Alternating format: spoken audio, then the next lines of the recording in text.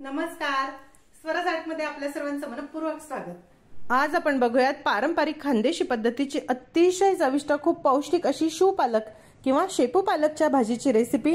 या भाजीमध्ये भाकरी कुस्करून जर खाल्ली तर एवढी अप्रतिम लागते की यासमोर सर्व पंचपक्वान्नाचा थाट देखील फिका पडेल। मस्त अशी पारंपरिक रेसिपी आहे। चला तर बघूयात आता याची कृती। भाजी बनवण्यासाठी सर्वप्रथम आपल्याला लागणार आहे 1 मूठ शेपू आणि 2 मूठ पालक।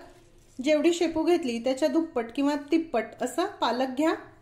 आज साधारण 5 व्यक्तींसाठी ही भाजी मी बनवणार आहे। सर्वप्रथम शेपू आणि पालक आपण बारीक चिरून घेऊ। शेपू आणि पालक मी निवडून धुवून घेतला आहे। शेपू पालक मी बारीक चिरून घेतला। इथे कढईमध्ये साधारण 1 ग्लास पाणी मी गरम करायला ठेवलं आहे। या पाण्यामध्ये आपल्याला 1 टेबलस्पून तुरीची डाळ, ही मी साधारण 3-4 तासासाठी भिजत ठेवली होती, ही घालायची आहे। डाळ भिजवल्यामुळे ती थोडी जास्त दिसते आहे। 1 टेबलस्पून तूर डाळ घातली आहे आणि यातच आपल्याला हे बारीक चिरलेला पालक आणि शेपू देखील घालायची आहे।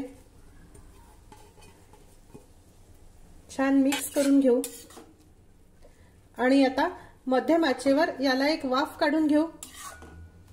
ही तुरीची डाळ जरा बोटचेपी होईपर्यंत आपल्याला ही शिजवायची आहे। अगदी खूप देखील पाणी घालायचं नाही। यावर असं अर्धवट झाकण ठेवू आणि डाळ आणि भाज्या शिजवून घेऊ। हे बघा, भाज्या आणि डाळ किती छान शिजली। या पद्धतीने अशी बोटचेपी झाली आहे। वरणासारखी अगदी मऊ शिजवायची नाही। दाताखाली ही अशी डाळ खूप मस्त लागते। आता आपण हे बाजूला ठेवून देऊ। आता भाजीसाठी एक वाटण वाटून घेऊ। त्यासाठी आपल्याला लागणार आहे 5 ते 6 लसूण पाकळ्या, साधारण 4 टेबलस्पून शेंगदाणे मी भाजून त्याची साल काढून घेतली आहे। मंद आचेवर छान खरपूस शेंगदाणे भाजून घ्या, म्हणजे याची चव खूप मस्त येते।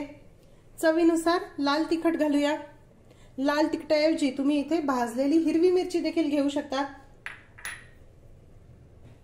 आता यामध्ये थोडं पाणी घालून ह्याचं छान वाटण वाटून घेऊ। या प्रकारे मी हे शेंगदाण्याचं वाटण वाटून घेतलं आहे।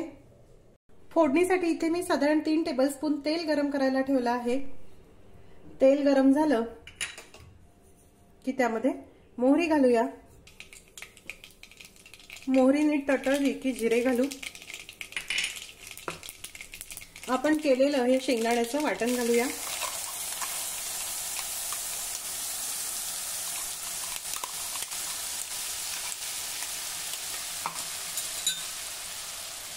आता हे वाटण आपल्याला 2 मिनिटांसाठी परतून घ्यायचं आहे।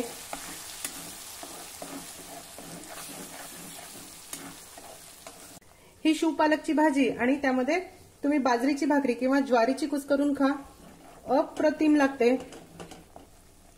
जे कोणी खानदेशचे व्ह्यूअर आहेत त्यांनी तर बऱ्याच वेळा ही शू पालकची भाजी खाल्ली असेल, कारण खानदेशची स्पेशालिटी असलेली ही भाजी आहे। हे बघा, हे छान परतून झालं आणि कडेला तेल देखील सुटलं आहे। आता यामध्ये हे शिजवलेलं शेपू आणि पालक घालूया।